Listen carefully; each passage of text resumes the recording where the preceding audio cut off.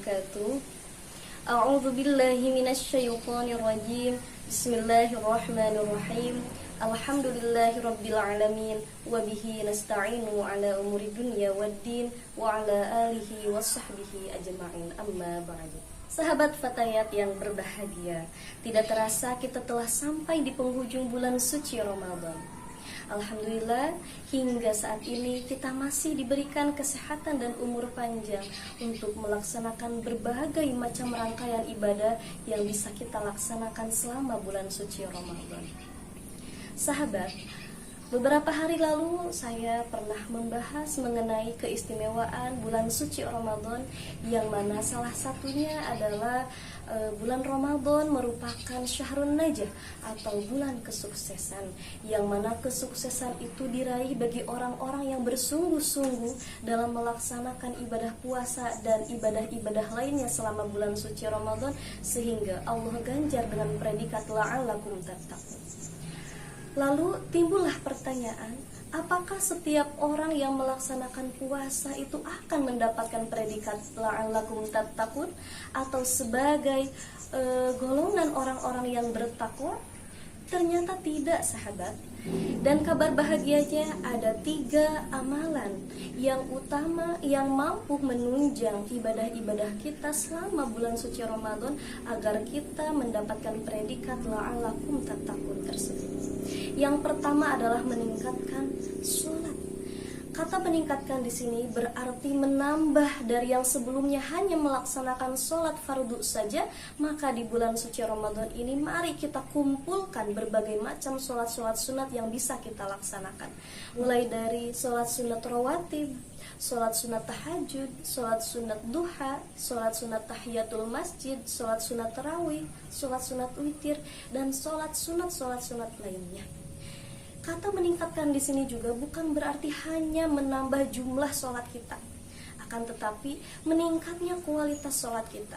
Yang pertama, kita harus perbaiki dulu wudhu kita, barangkali masih belum sempurna atau masih banyak kekurangan. Jadi perbaiki dulu wudhu kita supaya sempurna dan wudhu kita baik.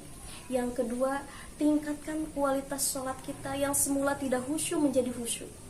Lalu yang kedua adalah memperbanyak interaksi dengan Al-Quran. Bagaimana cara kita memperbanyak interaksi dengan Al-Quran? Yaitu ada 3 cara.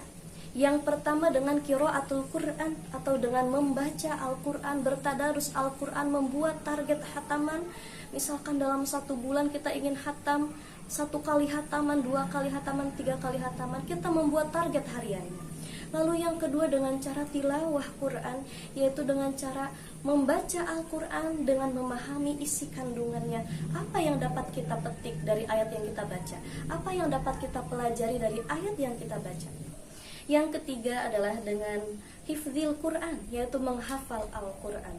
Orang-orang yang menghafal Al-Quran diwajibkan untuk menjaga hafalannya. Maka orang-orang yang menghafal Al-Quran ini harus membuat jadwal untuk bermurojaah.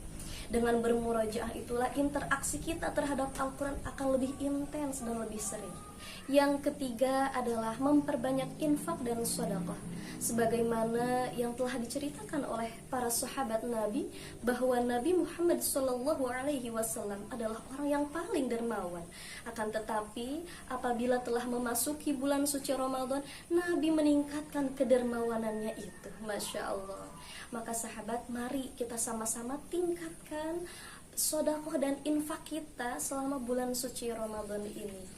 Kalau kita memiliki harta, mari kita berinfak dan bersedekah dengan harta. Apabila kita tidak memiliki harta, mari kita berinfak dan bersedekah dengan tenaga kita, dengan cara menolong orang lain atau yang lain sebagainya. Apabila kita tidak memiliki tenaga sama sekali, mari kita bersedekah dengan hanya sekedar senyum saja, dengan hanya sekedar sapaan, berbicara sopan santun dan berbicara baik. Insya Allah semuanya akan bernilai pahala dan bernilai sedekah apabila kita melakukannya dengan ikhlas dan lillahi ta'ala. Masya Allah.